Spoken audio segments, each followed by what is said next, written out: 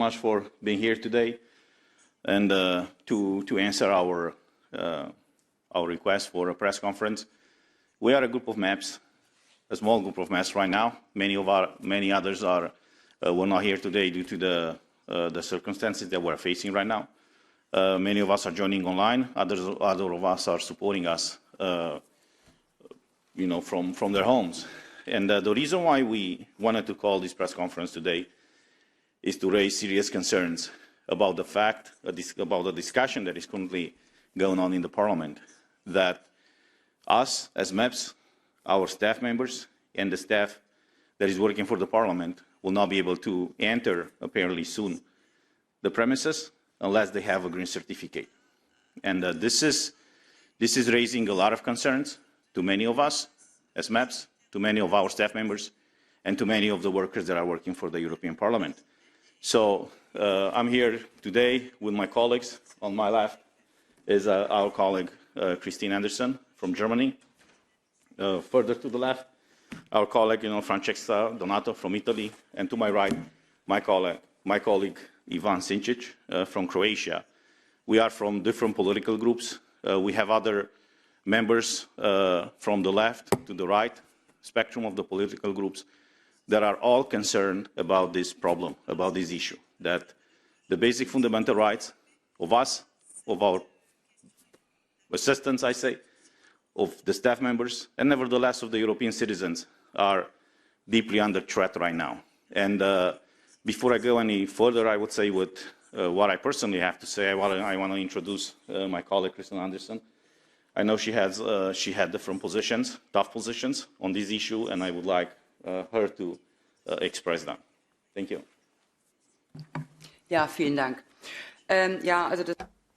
Thank you very much. The main problem, in my view, in connection with this COVID crisis is that civic rights are being increasingly curtailed, and it's not clear why citizens would go along with this. One of the reasons might be, and this is one of the disadvantages of free democratic societies, that you always reach a point at which you believe that democracy and the rule of law and freedom are somehow God-given, that they've always been there and that they will survive. Whereas in actual fact, these are rights that have to be battled for, and that is why we have to do more to fight for this right to freedom, and that is why these fundamental principles which are anchored in the Basic Law, in the Constitution in Germany, should not be viewed as privileges which are given by the government and can then be withdrawn. And I am unequivocal about the fact that I am not fearful of COVID at all. What I am worried about are the kinds of governments which exploit this crisis in order to curb civic freedoms and to grant certain privileges or not, as the case may be. What we stand for in Europe is freedom, democracy, and the rule of law. And there can be no reason for those rights being curtailed by governments. That is the real problem here. That is a problem we need to deal with. Make it clear to the people of Europe that they should not tolerate this for a moment longer. Thank you. Francesca? Thank you very much to you all. It's very important for me to be here today. I think that all that my colleague Christine has said is really important. We have a really terrible situation in Europe today because, as she said, human rights are not respected. We have the European Charter of Human Rights, which has the full value of a treaty and should be taken into account by all national governments while writing their laws.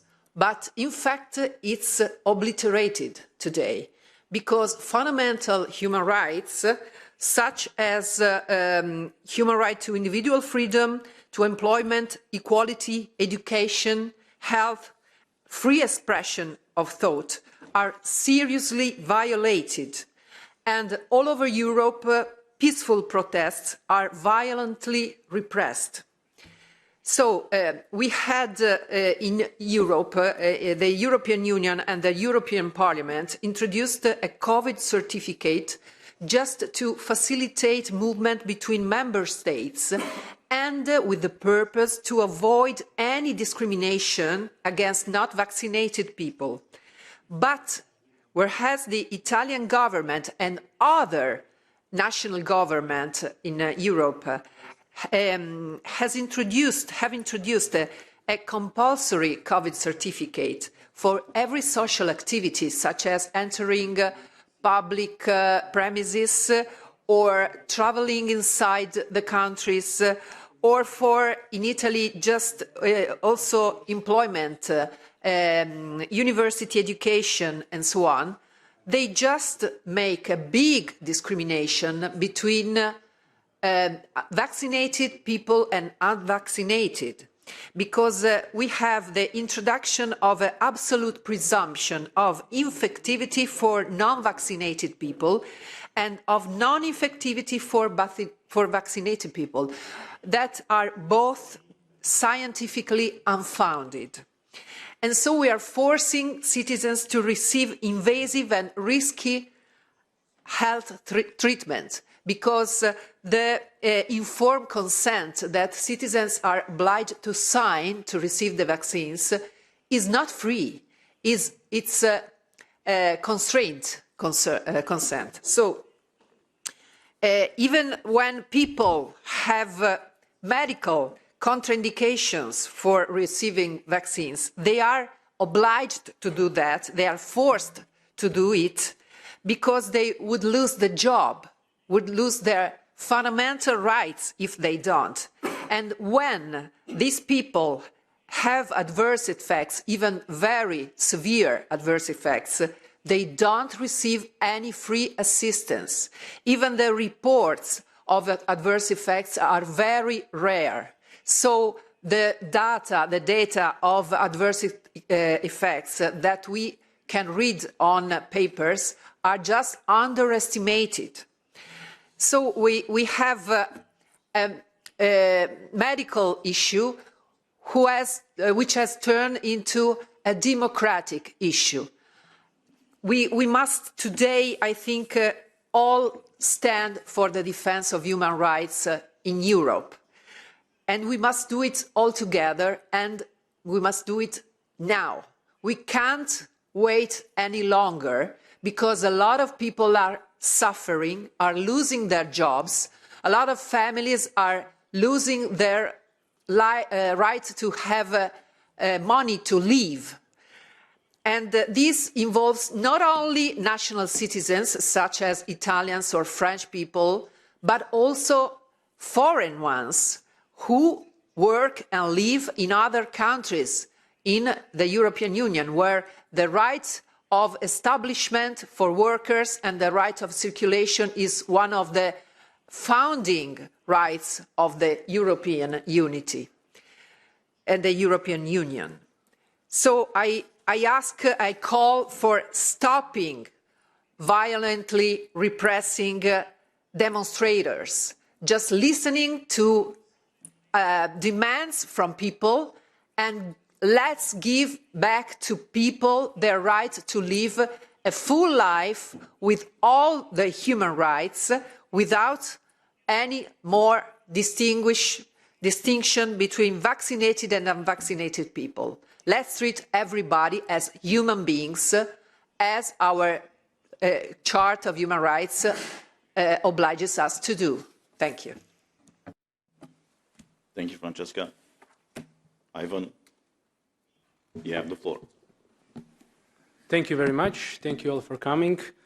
I'm Ivan Vilibar Sinčić, member of the ENVI Committee, Environment, Public Health and Food Safety. And all of these documents about managing COVID crisis went through our committee. I can freely say that. And I must say that it is really sad to see our freedoms, rights, and rule of law endangered in Europe today. Unfortunately, in some countries, you cannot keep your job without a digital green certificate. You cannot enter a public building without DGC. You cannot enter a shop without a DGC.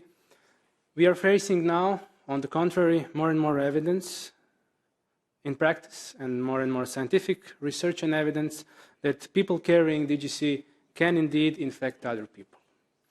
DGC is a license to spread and infect. Unfortunately, DGC gives a false sense of security. DGC is completely illogical, it's non-scientific, and it must be abandoned. I fully support the staff of the European Parliament in their positions, the positions of non-discrimination, non-segregation, the freedom to come to the workplace. This is their workplace, along with us, the MEPs. The implementation of proportional and adequate sanitary measures, the vaccine not being compulsory. 100% teleworking offered for vulnerable staff, free and informed consent, as my colleague said, which are prescribed with various international documents from Oviedo Convention, Nuremberg Code, resolutions of Council of Europe. We have Council of Europe right there, a few meters from this Parliament building. Free and informed consent, a right which belongs to individual freedoms to decide whether or not to say yes or no to a medical act of any kind, medical treatment of any kind. A message to the staff is simple. You're not alone, and fight for your rights, and we are fighting along with you. Thank you. Thank you, Ivan. I want to quote something precisely from the regulation that was voted a few months ago that imposed all across Europe this green certificate. The paragraph 46 of that regulation states the following, and I quote, "This regulation respects the fundamental rights and observes the principles recognized in particular by the Charter of Fundamental Rights, including the right to respect for private life and for family life, the right to the protection of personal data, the right to equality before the law and non-discrimination, the right to free movement, and the right to an effective remedy. Member States should comply with the Charter when implementing this regulation." This is what was stated in this regulation, and this is what was voted, and what was agreed out of the trialogue. Well, if we look now, a few months after this green certificate was imposed in the European Union, we see exactly the opposite. All these rights that allegedly were supposed to be protected by this regulation are actually violated right now. People cannot work anymore, and they live under the threat of losing their jobs and their livelihoods if they are not having this certificate.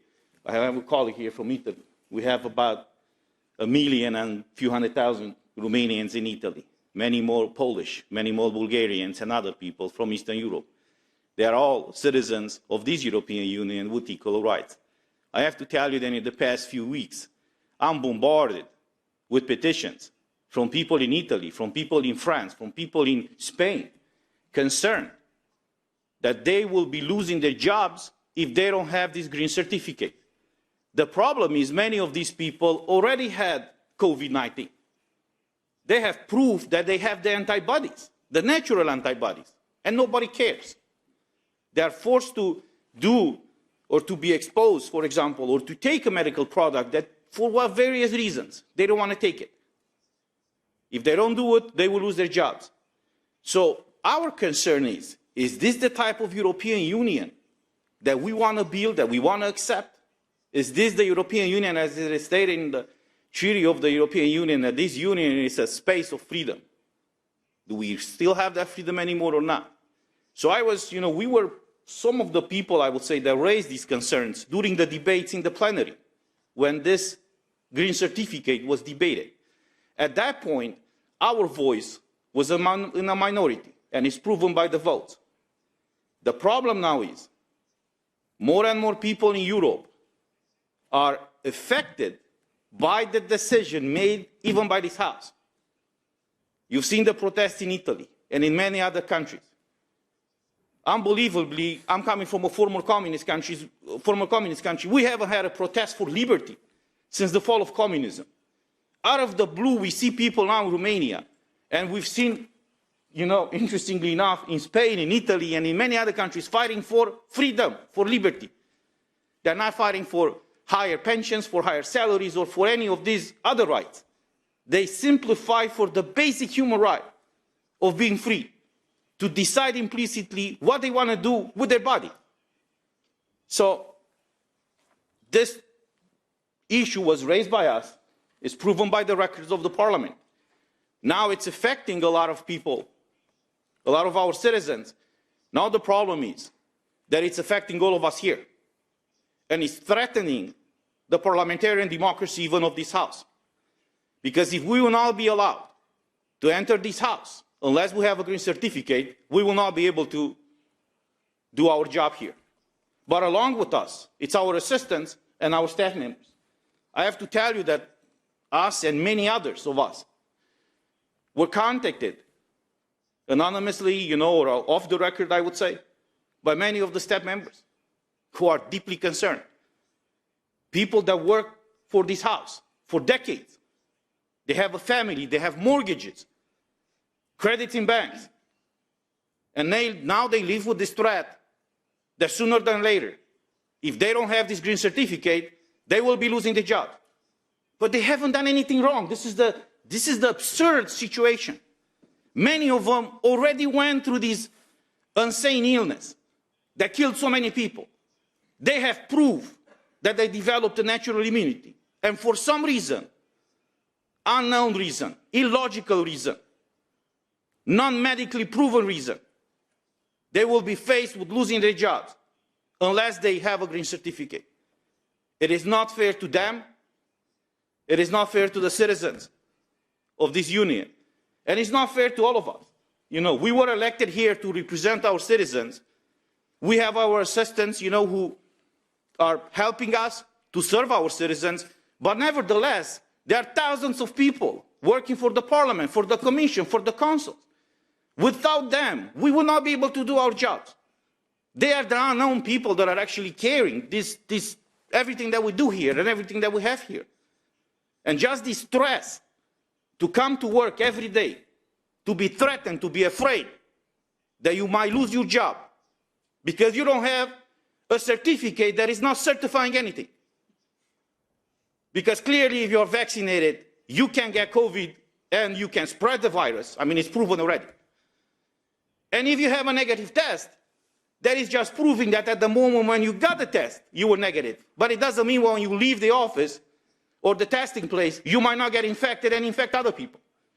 Interestingly enough, in the parliament, and this is the absurd situation, we all agree that if you have proven of natural immunity, you should be allowed to travel free. They removed that from the regulation. So now, healthy people cannot exercise their basic fundamental right.